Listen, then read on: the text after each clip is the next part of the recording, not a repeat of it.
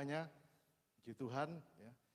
Pertama saya mengucap syukur kepada Tuhan kalau masih beri kesempatan untuk melayani dalam pemberitaan firman Tuhan. Saya juga terima kasih kepada Bapak Gembala yang memberikan kepercayaan kepada saya untuk bagikan berkat firman Tuhan. Saudara siap menerima berkat firman Tuhan? Amin. Haleluya. Ya. Puji nama Tuhan. Sore hari ini saya akan bagikan berkat firman Tuhan tentang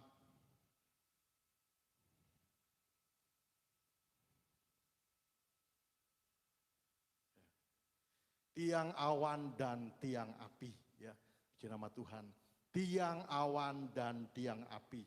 Kita akan membaca ayatnya dulu dalam Keluaran pasal 13 ayat 21 sampai 22. Ya, saya bacakan demikian firman Tuhan. Tuhan berjalan di depan mereka. Ya, mereka ini adalah bangsa Israel pada siang hari dalam tiang awan untuk menuntun mereka di jalan, dan pada waktu malam dalam tiang api untuk menerangi mereka, sehingga mereka dapat berjalan siang dan malam. Selanjutnya, dengan tidak beralih, tiang awan itu tetap ada pada siang hari dan tiang api pada waktu malam di depan bangsa itu. Puji nama Tuhan. Jadi ini cerita tentang bangsa Israel ya, saat mereka keluar dari Mesir ya, dari tempat perbudakan setelah mereka dijajah selama 450 tahun ya. Mereka boleh dikeluarkan oleh Tuhan dengan perbuatan-perbuatan yang ajaib. Lalu Tuhan menuntun mereka keluar dari Mesir dengan satu tujuan, untuk masuk ke tanah perjanjian, yaitu tanah Kanaan. Dan waktu itu mereka harus, ya sebelum mereka masuk ke tanah Kanaan, mereka harus melalui padang gurun, ya atau padang pasir. Ya. Padang gurun ini adalah suatu ya, tempat yang besar, yang sangat luas, dan tempat yang dahsyat. Ya, saya bacakan di dalam Ulangan 8 ayat 15 bagian A ya, saya bacakan. Dan yang memimpin engkau ya, Tuhan yang memimpin bangsa Israel melalui padang gurun yang besar ya, terjemahan lain dikatakan luas dan dahsyat.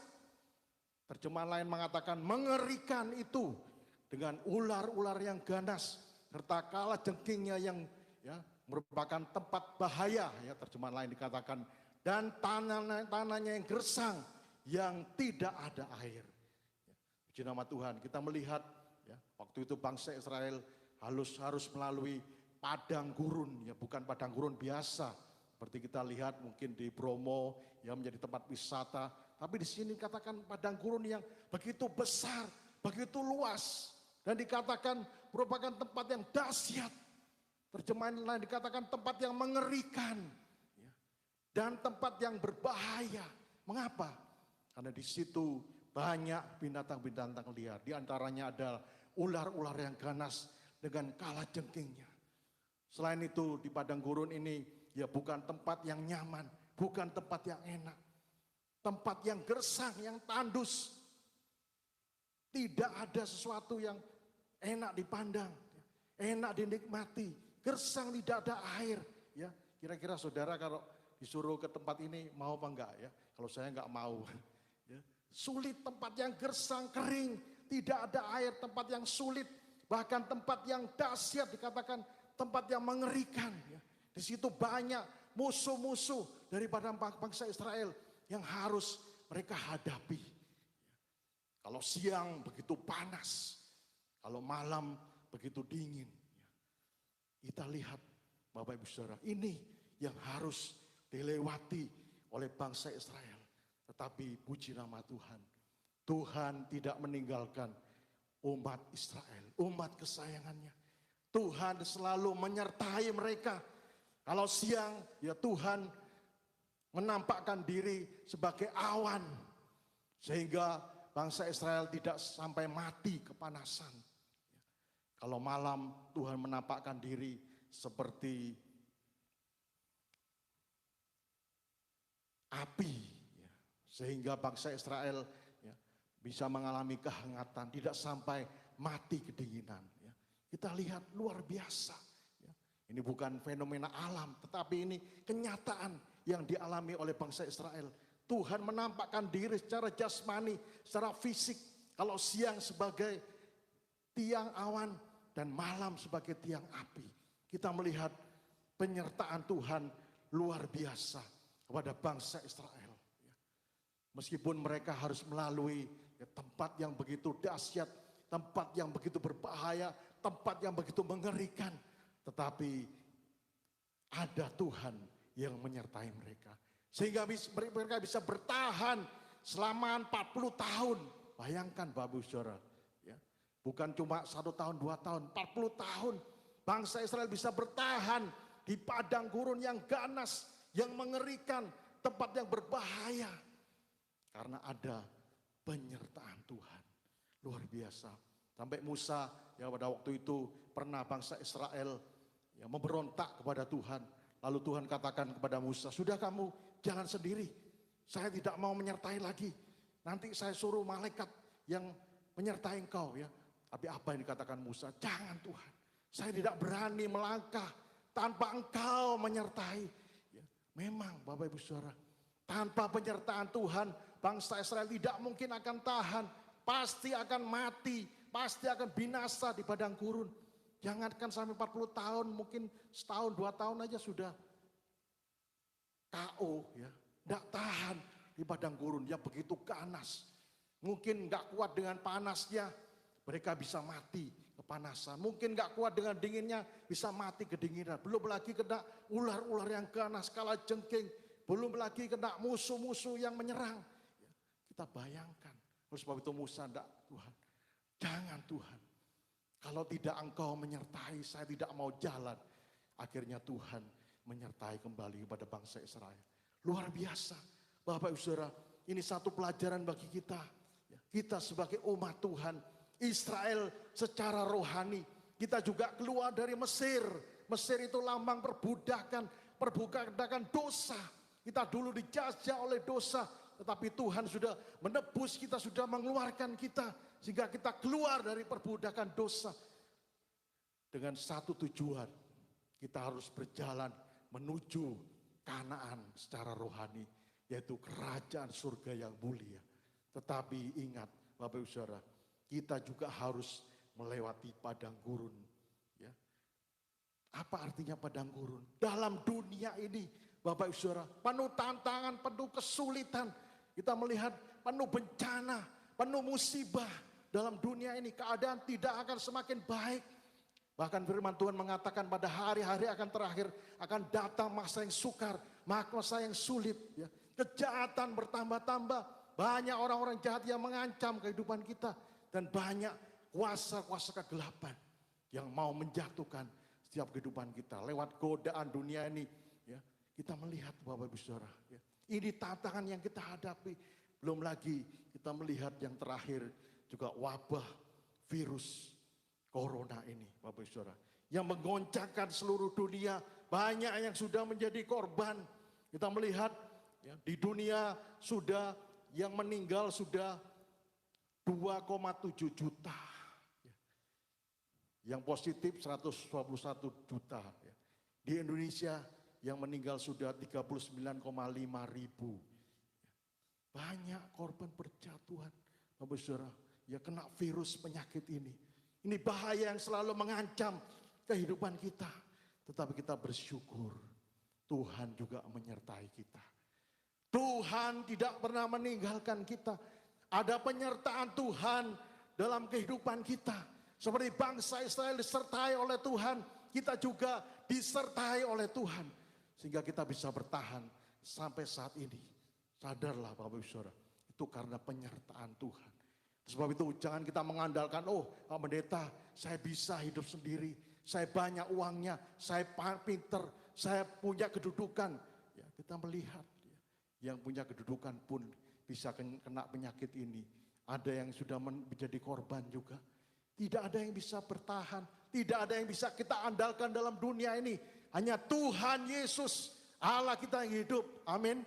Bapak Saudara, kita perlu penyertaan Tuhan dalam kehidupan kita. Seperti bangsa Israel tidak mungkin tahan di padang gurun yang ganas, yang mengerikan. Demikian juga kita tidak bisa tahan dalam dunia yang penuh dengan tantangan, penuh dengan kesulitan. Kita selalu mohon penyertaan Tuhan. Jangan sampai kita berjalan sendiri dalam dunia ini, Bapak Ibu Saudara ya. Mungkin banyak uangnya, mungkin terkenal, mungkin punya kedudukan, yaitu tidak bisa menjamin kehidupan kita. Tetapi Yesus satu-satunya yang bisa menjamin kehidupan kita. Luar biasa. Sore hari ini kita mau belajar ada 3 arti tiang awan dan tiang api. Bagi umat Israel, juga bagi kita sebagai umat Tuhan. Yang pertama, tiang awan dan tiang api itu artinya kehadiran Tuhan Allah di tengah-tengah umatnya. Puji nama Tuhan, kita melihat ya, kalau malam ada tiang api, kalau siang ada tiang awan, ya, itu lambang kehadiran Tuhan. Tuhan berdiam, bertahta. Kita melihat di situ ada namanya kemah suci atau kemah tabernakel. Itu adalah bait Allah bagi bangsa Israel saat mereka berjalan di padang gurun. Bait Allah, kemah suci ini tidak permanen, Bapak Saudara, merupakan kemah. Jadi sewaktu-waktu bisa dibongkar, dipasang kembali, dibongkar, dipasang kembali. Dan di situ kita melihat awan hadirat Tuhan itu berdiam di kemah suci, di tengah-tengah itu Bapak Saudara. Itu tempatnya, itu ada ruang kudus dan ruangan maha kudus. Di ruangan maha kudus itu ada tabut perjanjian Allah. Di situ Allah bertahta. Di situ Allah berdiam di tengah-tengah orang Israel. Ya. Apa yang terjadi kalau Tuhan berdiam, Tuhan hadir di tengah-tengah umat Israel? Ada pemeliharaan Tuhan. Umat Israel tidak dibiarkan kelaparan, kehausan. Setiap hari Tuhan mengirim manah, roti dari surga. Sehingga mereka tidak sampai mati kelaparan. Bahkan Tuhan mengeluarkan air dari batu karang yang keras itu. Ya, biasanya kalau air itu ya, dibor dari dalam tanah, tapi luar biasa. Dari batu karang yang keras itu bisa keluar air. Itu bukti pemeliharaan Tuhan atas umatnya. Lalu saat itu umat Israel merasa bosan cuma makan roti, makan mana aja, kepingin daging. Tuhan mengirim burung puyuh. Ya. Luar biasa. Begitu limpah. Sehingga orang Israel puas. Hidupnya puas. Meskipun berjalan di padang gurun. Apalagi Tuhan memberikan mujizat juga pertolongan pada bangsa Israel. Pakaian mereka itu tidak rusak. Sepatu mereka itu tidak rusak selama 40 tahun. Bapak Saudara ya. Mungkin kalau mereka bangsa Israel keluar dari Mesir 20 tahun ya, sampai 60 tahun bajunya itu tetap dipakai. Sepatunya itu masih awet, Bapak Saudara ya. Mungkin kalau sekarang jual baju seperti ini laris mungkin ya. Karena begitu awet. Ya warnanya nggak mungkin pudar. Kalau pudar ya malu-maluin ya. Pasti warnanya masih indah, masih bagus. Pakaiannya masih bagus. Sepatunya masih bagus selama 40 tahun. Ini bukti mujizat Tuhan, pertolongan Tuhan pada bangsa Israel. Juga ada jaminan kesehatan. Ya, di padang gurun tidak ada obat, tidak ada dokter, tidak ada rumah sakit. Siapa yang menjadi dokter untuk bangsa Israel? Tuhan Allah sendiri. Tuhan mengatakan, akulah penyembuhmu. Luar biasa. Sehingga bangsa Israel bisa kuat berjalan di padang gurun selama 40 tahun. Tetap sehat, Bapak Saudara ya. Tapi kalau waktunya meninggal ya meninggal, Bapak Saudara ya. Luar biasa, ada perlindungan Tuhan dari binatang-binatang yang liar. Dan ada penjagaan Tuhan ya, dari segala musuh-musuhnya. Luar biasa, inilah kalau Allah hadir di tengah-tengah umatnya. Apa artinya bagi kita, Bapak Saudara ya. Kalau zaman dulu bait Allah itu adalah kemah suci, kemah tabernakel. Tetapi zaman sekarang, apa yang menjadi bait Allah? Dalam 1 Korintus 3, 16, 17 dikatakan, tubuhmu atau hidupmu adalah bait Allah. Tubuh kita ini, Bapak Ibu Saudara. Hidup kita yang sudah ditebus oleh darah Yesus, ini menjadi bait Allah. menjadi rumah Allah. Tuhan rindu, Tuhan Yesus rindu untuk berdiam di dalam kehidupan kita. Rindu untuk bertahta dalam kehidupan kita.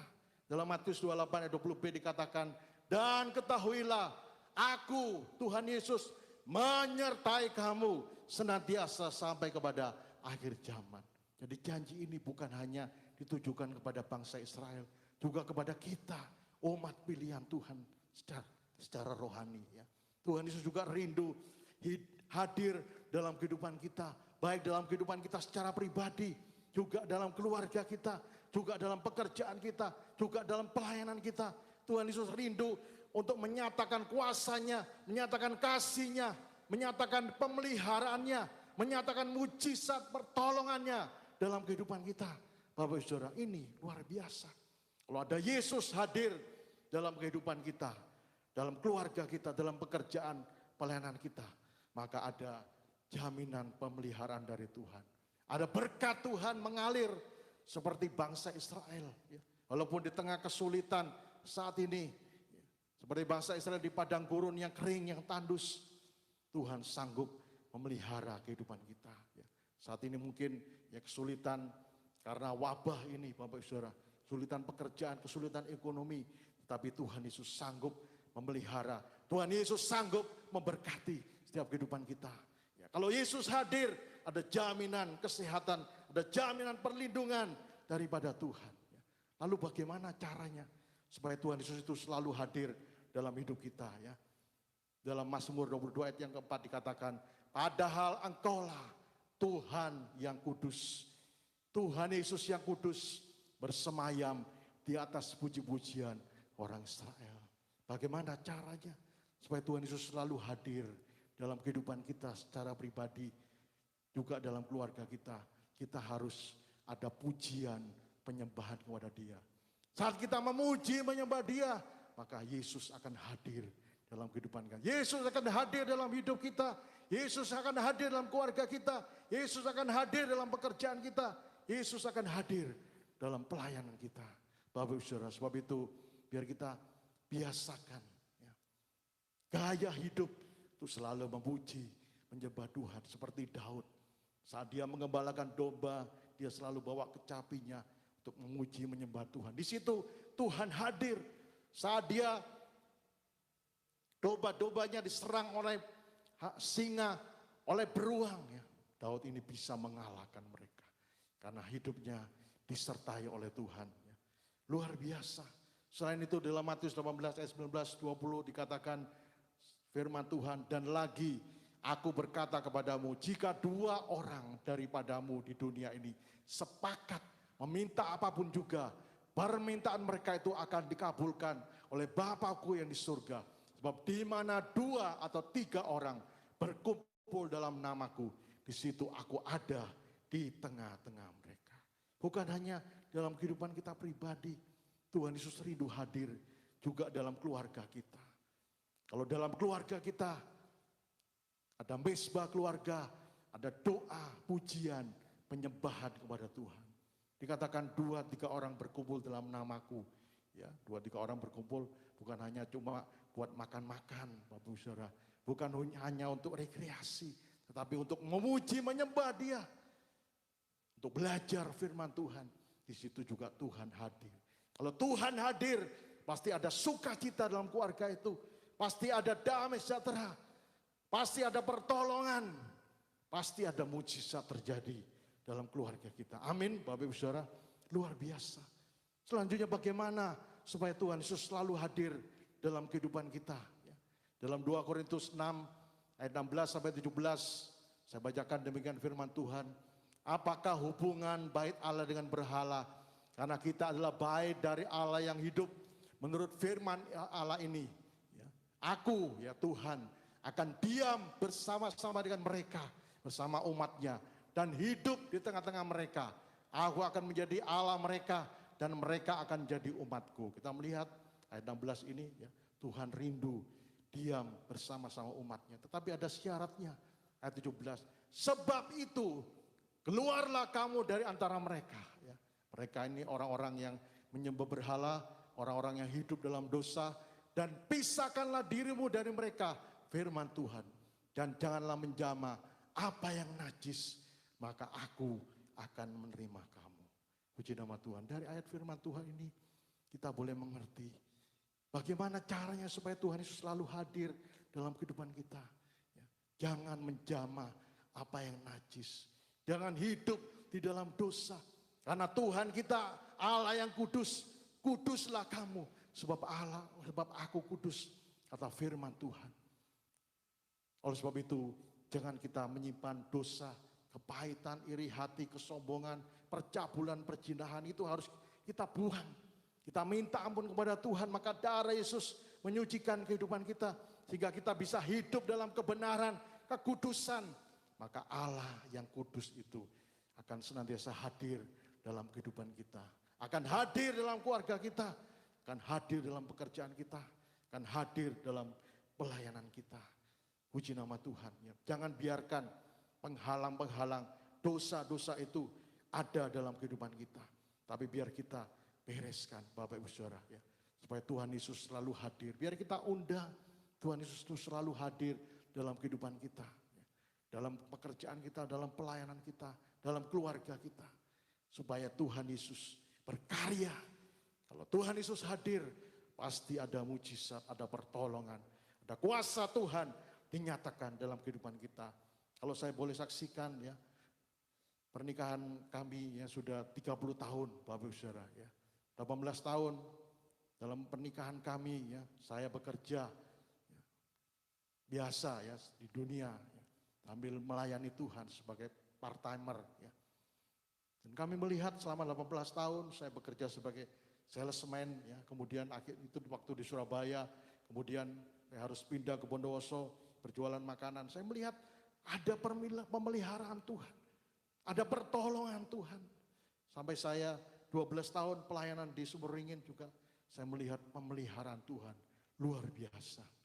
Sehingga kami tidak pernah hidup dalam kekurangan. Meskipun dalam kesulitan, dalam persoalannya, Tuhan Yesus selalu memberikan pertolongan dalam kehidupan kita. Saya percaya juga setiap Bapak Ibu Saudara, biar kita mau selalu mengandalkan Tuhan dalam kehidupan kita. Minta Tuhan Yesus selalu hadir dalam kehidupan kita. Pasti ada mujizat pertolongan daripada Tuhan. Pemeliharaan dari Tuhan dalam kehidupan kita. Kita melihat yang kedua, apa artinya tiang awan dan tiang api. Yang kedua, tiang awan dan tiang api ini artinya tuntunan atau pimpinan Tuhan Allah terhadap umatnya. Puji nama Tuhan.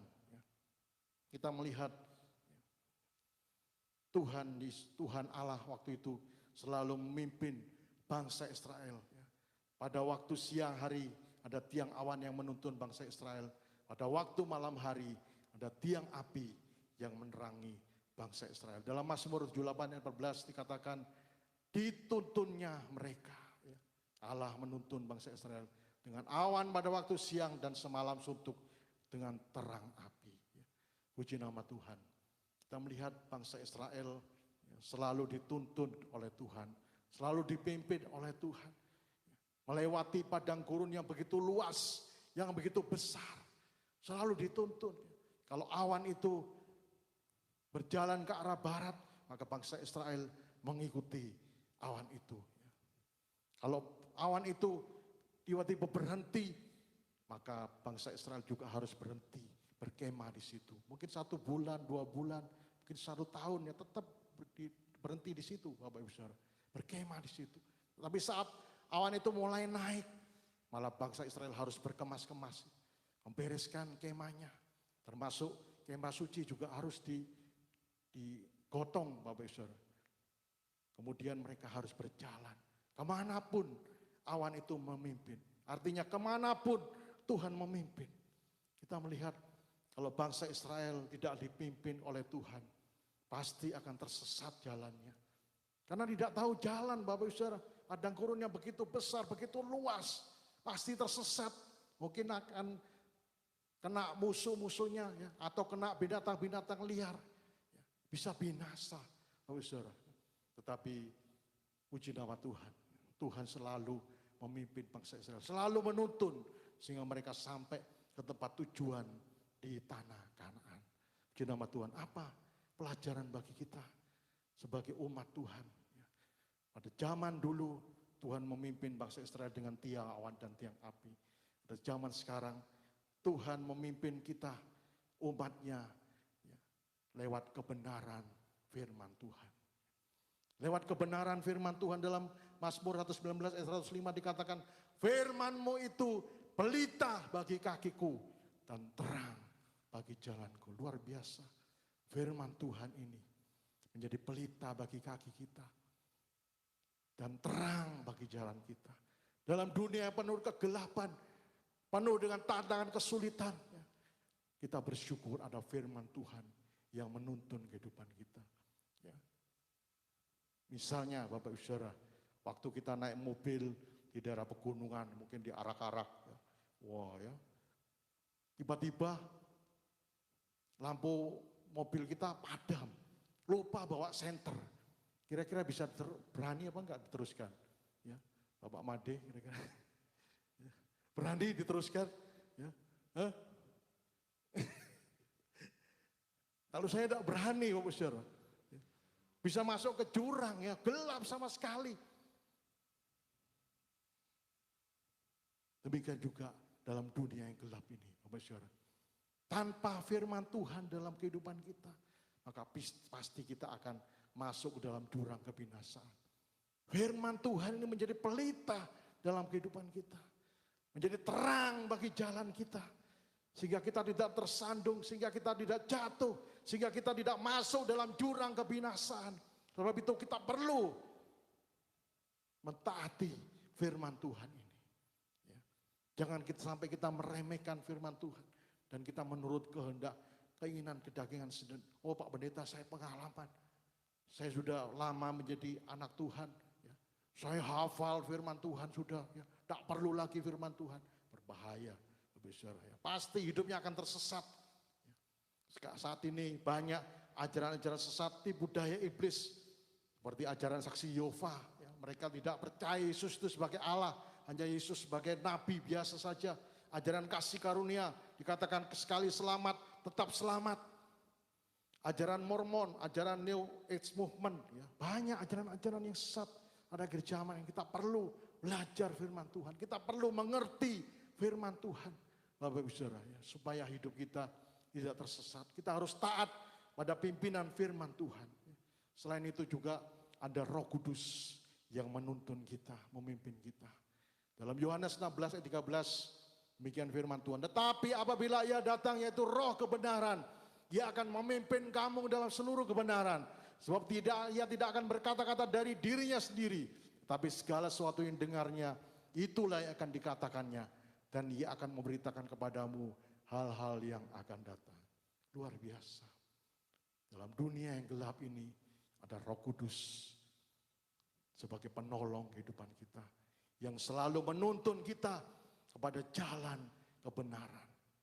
Kepada seluruh kebenaran Allah. Kepada seluruh rencana Allah dalam kehidupan kita. Ya kadang-kadang kita tidak mengerti rencana Tuhan, mengapa ini kok harus terjadi. Banyak masalah, banyak persoalan. Tapi kalau kita mau berdoa pada Tuhan, kita minta Roh Kudus yang memberikan pencerahan. Roh Kudus yang membuat ya, pengertian dalam kehidupan kita. Maka kita mengerti, oh ada maksud Tuhan. Ada rencana Tuhan dalam kehidupan kita. Bahkan Roh Kudus ini yang membuat kita boleh mengerti setiap firman Tuhan. Kadang-kadang kita membaca firman Tuhan tidak bisa mengerti. Kita harus berdoa, minta supaya Roh Kudus yang menjelaskan firman Tuhan. Dikatakan ya Roh Kudus itu yang akan memberitakan kepadamu. Ya. Dia tidak berkata dari diri sendiri, tapi segala sesuatu yang dengarnya itu yang dikatakannya kepadamu. Ya. Dari setiap firman Tuhan itu yang dijelaskan oleh Roh Kudus kepada kita. Yang bisa menuntun kehidupan kita. Kita bisa berjalan sesuai kehendak rencana Allah. Kalau kita mau taat pada pimpinan firman Tuhan dan Roh Kudus. Dan kita berjalan sesuai rencana kehendak Allah. Pasti kita akan mengalami rencana Tuhan yang terbaik dalam kehidupan kita. Kadang-kadang orang mengatakan, oh nasibku begini, memang nasibku jelek. Tidak, Bapak Saudara. Nasib itu tidak hanya tergantung kepada Tuhan, tapi juga tergantung kepada diri kita sendiri. Kalau kita mau mentaati firman Tuhan, mentaati suara Roh Kudus, dan kita berjalan sesuai rencana Tuhan, pasti kita akan mengalami nasib hidup yang terbaik dalam kehidupan kita. Amin, Bapak Saudara. Ya. Selain itu, kalau kita mau taat pimpinan firman Tuhan dan Roh Kudus, maka kita akan sampai pada tujuan yang kekal, yaitu kerajaan surga yang mulia. Dunia ini hanya sementara, bukan tujuan kita, tetapi tujuan kita Kanaan surgawi, kerajaan surga yang kekal. Asal kita mau terus menurut pimpinan firman Tuhan dan Roh Kudus, tidak berjalan menurut keinginan kedagingan kita, kita mau terus taat. Walaupun harus menyalibkan kedagingan kita, kita mau terus taat. Hidup dalam kebenaran firman Tuhan, hidup dituntun oleh Roh Kudus, pasti kita akan sampai dalam kerajaan surga yang mulia. Amin, Bapak Saudara. Luar biasa. Saya bacakan lagi dalam Yosua 1 ayat 8. Janganlah engkau lupa memperkatakan kitab Taurat ini, tetapi renungkanlah itu siang dan malam, supaya engkau bertindak hati-hati sesuai dengan segala yang tertulis di dalamnya. Sebab dengan demikian perjalananmu akan berhasil dan engkau akan yang beruntung. Berapa banyak saudara yang ingin hidupnya berhasil, hidupnya beruntung. Ya. Saya juga ingin berhasil, beruntung. Ya. Hanya ada satu jalan. Ya, kita harus sungguh-sungguh mentaati firman Tuhan. Bertindaklah hati-hati sesuai dengan yang segala yang tertulis di dalamnya. Sesuai dengan firman Tuhan, maka hidupmu akan berhasil. Hidupmu akan beruntung. Amin, Bapak Saudara. Ya, luar biasa. Biar kita mau belajar. Ya, mengikuti pimpinan Tuhan. Seperti bangsa Israel mengikuti tiang awan dan tiang api itu. Demikian juga kita mau mengikuti pimpinan Roh Kudus. Kita mau mengikuti pimpinan firman Tuhan. Jangan kita meremehkan firman Tuhan. Jangan. Jangan kita meremehkan pimpinan Roh Kudus. Ya, kadang-kadang Tuhan, Roh Kudus menuntun kita, ayo baca firman Tuhan, ayo berdoa, ayo setia beribadah. Oh, lain kali aja ya. Sekarang saya ingin masih bersenang-senang ya. Masih banyak waktu. Jangan, Bapak Saudara. Nanti kalau sudah tidak ada waktu, tidak ada kesempatan, terlambat. Ya. Apalagi kita melihat saat-saat akhir zaman ini banyak kesulitan, kesukaran yang kita hadapi. Ya. Puji nama Tuhan. Lalu yang ketiga, apa artinya tiang awan dan tiang api? Yaitu pembelaan Tuhan atas umatnya. Atau Tuhan berperang ganti umatnya. Ya. Dalam tadi firman Tuhan Keluaran 13 ayat 21 dikatakan Tuhan berjalan di depan mereka. Ada siang hari dalam tiang awan untuk menuntun mereka di jalan. Dan pada waktu malam dalam tiang api untuk menerangi mereka. Sehingga mereka dapat berjalan siang dan malam. Ya, jadi Tuhan itu berjalan di depannya bangsa Israel. Jadi kalau ada musuh mau menyerang itu Tuhan yang menghadapi lebih dahulu. Bapak Saudara, bukan berjalan di tengah-tengah atau di belakang, di depan. Bahkan dikatakan Keluaran 14 Tuhan akan berperang untuk kamu dan kamu akan diam saja. Peristiwa bangsa Israel, kalau saudara baca dalam Keluaran 14 ayat 19-20, 23 sampai 25 ya, di situ ceritakan ya waktu bangsa Israel keluar dari Mesir ya. Mereka berjalan di padang gurun kemudian tiba di Laut Merah. Mereka dikejar oleh tentara Mesir. Dan hampir terkejar Bapak Saudara. Waktu itu bangsa Israel sudah ketakutan, mereka berteriak-teriak, bagaimana ini? Nanti kami binasa. Tetapi Musa mengatakan, janganlah takut. Lihatlah keselamatan dari Tuhan. Tuhan akan berperang ganti kamu. Dan kamu akan berdiam saja. Lalu Tuhan memerintahkan Musa untuk memukulkan tongkatnya kepada Laut Merah itu. Dan laut itu bisa terbelah. Sehingga bangsa Israel bisa berjalan di tengah-tengah laut itu Bapak Saudara. Tetapi kita melihat tentara Mesir masih tidak terima, mereka terus mengejar. Bangsa Israel juga ikut di tengah-tengah Laut Merah itu, di tanah yang kering itu. Terus mereka mengejar. Waktu hampir terkejar ya, bangsa Israel ya, di situ kita melihat ya, awan itu ya, kehadiran Tuhan itu yang sebelumnya di depannya bangsa Israel, ya, lalu bergerak ke belakangnya bangsa Israel. Sehingga bisa menghadang bangsa Mesir, tentara Mesir. Waktu itu tentara Mesir pakai kereta, pakai kuda ya dengan senjata yang lengkap. Saudara, ya. Sehingga mereka tidak bisa menyerang. Bangsa Israel terhalang dengan awan itu. Terhalang dengan awan sehingga bangsa Israel akhirnya mereka semalam suntuk katanya. Ya. Bisa menyeberangi Laut Merah itu. Setelah mereka tiba di seberang, apa yang terjadi dengan tentara Mesir? Ya? Tuhan membuat kekacauan pada tentara Mesir. Ya. Roda-roda kereta itu dibuat miring-miring ya, jadi berat. Bapak Saudara, sehingga tentara Mesir ini tidak bisa bergerak lagi. Lalu mereka sadar, oh ini ayo kita kembali lagi. Karena bangsa Israel bukan orang Israel yang berperang, tetapi Tuhan yang berperang bagi mereka. Tetapi terlambat, Bapak Saudara. Ya. Mereka sudah di tengah-tengah laut. Ya. Waktu bangsa Israel sudah selesai menyeberang, Tuhan memerintahkan kepada Musa, pukulkan kembali tongkat itu ke laut. Akhirnya laut itu kembali, menutup kembali. Ya. Akhirnya apa yang terjadi, tentara Mesir mereka semua tenggelam dalam laut. Mereka binasa semuanya. Karena apa? Bangsa Israel tidak mampu menghadapi sendiri tentara Mesir. Tetapi Tuhan yang berperang ganti mereka. Demikian juga dalam kehidupan kita. Kepada kita sebagai umat pilihannya. Kita tidak berperang dengan kekuatan kita sendiri. Tetapi Tuhan yang berperang ganti kita. Begitu jangan takut, khawatir menghadapi apapun juga dalam kehidupan kita. Ada Tuhan yang membela kita, ada Tuhan yang berperang ganti kita. Mungkin kita menghadapi tantangan, kesulitan, menghadapi musuh-musuh orang-orang jahat yang akan mengacau keluarga kita, mengacau pekerjaan kita. Ada kuasa-kuasa kegelapan yang akan mengacau keluarga kita, pekerjaan kita. Tetapi kita melihat ada Tuhan yang selalu membela kita. Jangan kita takut, jangan kita khawatir. Kita serahkan kepada Tuhan. Jangan kita membalas dengan kekuatan kita sendiri ya. Akhirnya kita akan berdosa di hadapan Tuhan, bersalah di hadapan Tuhan. Jangan membalas kejahatan dengan kejahatan, tapi balaslah kejahatan dengan kebaikan, dengan kasih. Karena apa? Tuhan yang membela kita. Bapak Ibu Saudara, ya. Kalau Tuhan yang membalas, wah luar biasa. Ya. Sebab itu kita serahkan pembalasan kepada Tuhan. Puji nama Tuhan. Ya. Ada satu kesaksian ya pada waktu yang lalu, waktu masih zaman kerusuhan, banyak perampok-perampok, ya, banyak penjarahan. Ya. Di situ ada seorang bapak Kristen, ya, anak Tuhan, dia mengendarai mobil, tiba di lampu merah, ya, tiba-tiba dari belakang, ya mobilnya digedor sama orang. Ya. Lalu dia turun, ya kira ada apa?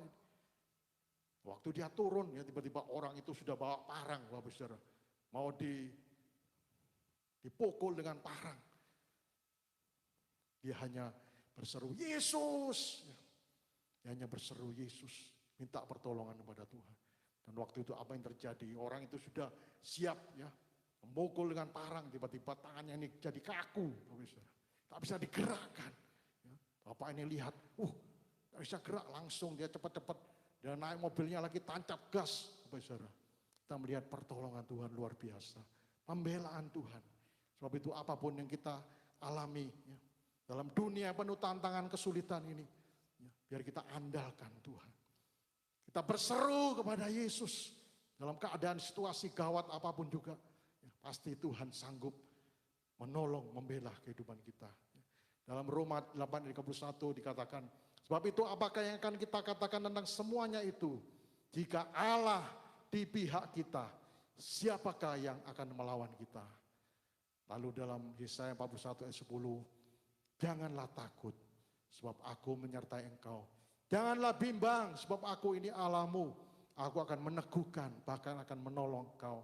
Aku akan memegang engkau dengan tangan kananku yang membawa kemenangan. Puji nama Tuhan. Sebab itu apapun yang kita hadapi dalam dunia penuh tantangan kesulitan, biar kita mengandalkan Tuhan. Kita percaya bahwa Tuhan selalu membela kehidupan kita. Tuhan selalu berperang ganti kita. Ya. Kita cukup berdoa menghadapi tantangan persoalan. Cukup berdoa kepada Tuhan. Doa orang benar itu besar kuasanya. Amin, Bapak Saudara. Ya, luar biasa. Jangan kita pakai kekuatan sendiri atau saya banyak uangnya, ya, saya bisa melawan orang itu. Ya. Mungkin punya kedudukan, jangan. Tapi pakai kuasa Tuhan. Ya. Pasti ada kemenangan dalam kehidupan kita. Luar biasa. Seperti pujian itu, Allah yang bela, siapa lawannya? Lebih dari pemenang dalam segala hal, ku pasti dapat lakukan semua. Yesus yang beri kekuatan, terpujilah namanya. Jadi kesimpulan firman Tuhan, Bapak Saudara, kita sebagai umat pilihan Tuhan dalam perjalanan hidup di dunia mungkin banyak tantangan kesulitan seperti bangsa Israel ya, di tengah padang gurun, tetapi percayalah Tuhan Yesus tidak pernah meninggalkan kita. Dia selalu menyertai kita. Dia berjanji selalu hadir, menuntun kehidupan kita, membela kehidupan kita, memelihara kita, melindungi kita. Asal kita mau terus setia untuk memuji, menyembah Dia. Untuk setia beribadah, bersekutu dengan Dia. Dan kita mau hidup benar, hidup kudus di hadapan Tuhan. Dan kita mau taat akan firman Tuhan dan pimpinan Roh Kudus. Pasti kita akan mengalami jaminan pemeliharaan Tuhan, berkat Tuhan, mujizat pertolongan Tuhan, perlindungan Tuhan, pembelaan Tuhan. Baik dalam hidup kita secara pribadi, dalam keluarga, pekerjaan kita, juga pelayanan kita. Puji nama Tuhan. Saya undang pemain musik untuk hadir. Ya, puji nama Tuhan. Demikian firman Tuhan yang dapat saya sampaikan. Biarlah kita boleh ingat, ya, seperti bangsa Israel yang harus melewati padang gurun yang ganas, yang mengerikan itu. Demikian juga kita harus hidup dalam dunia. Kita perlu penyertaan Tuhan. Kita tidak mampu hidup sendiri, berjalan sendiri dalam dunia ini. Biar kita selalu mengandalkan Tuhan dalam kehidupan kita. Kita mau belajar nyanyikan pujian tiang awan dan tiang api. Haleluya. Oh, haleluya.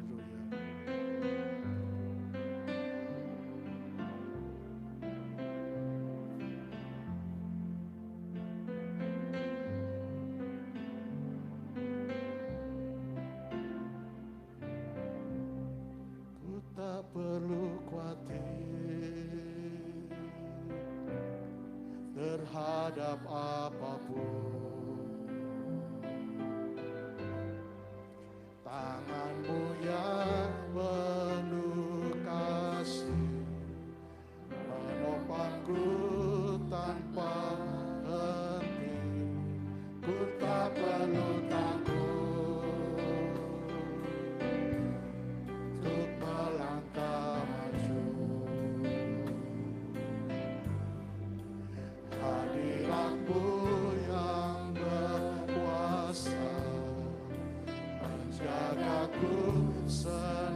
senantiasa seperti tiang awan yang meneduhkan dari terik siang.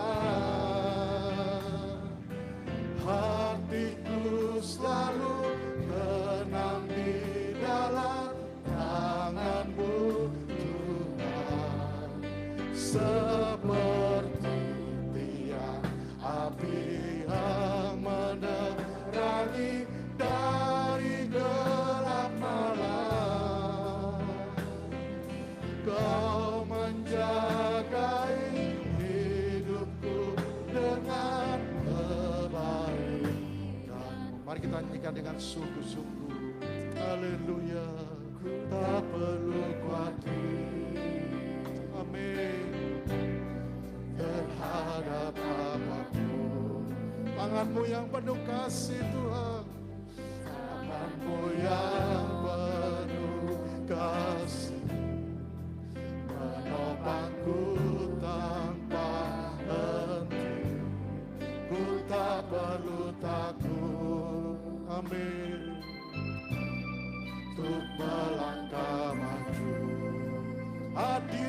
Tuhan. Hadirat-Mu yang berkuasa menjagaku senantiasa, seperti tiang awan yang meneduhkan dari terik siang. Hatiku selalu tenang di dalam tangan-Mu Tuhan, seperti tiang api yang menerangi dari gelap malam. Kau menjagai hidupku dengan kebaikan. Mari kita berdiri. Ku tak perlu khawatir, amin, haleluya, terhadap apa. Tangan-Mu yang penuh kasih Tuhan, tangan-Mu yang penuh menopangku tanpa henti, amin, haleluya. Ku tak perlu takut untuk melangkah maju, untuk melangkah maju. Engkau hadir selalu Tuhan. Hadirat-Mu yang berkuasa menjagaku senantiasa, seperti tiang awan yang meneduhkan dari terik siang. Hatiku selalu tenang di dalam tangan-Mu Tuhan, seperti tiang api yang menerangi dari gelap malam. Kau menjagai hidupku dengan kebaikan, seperti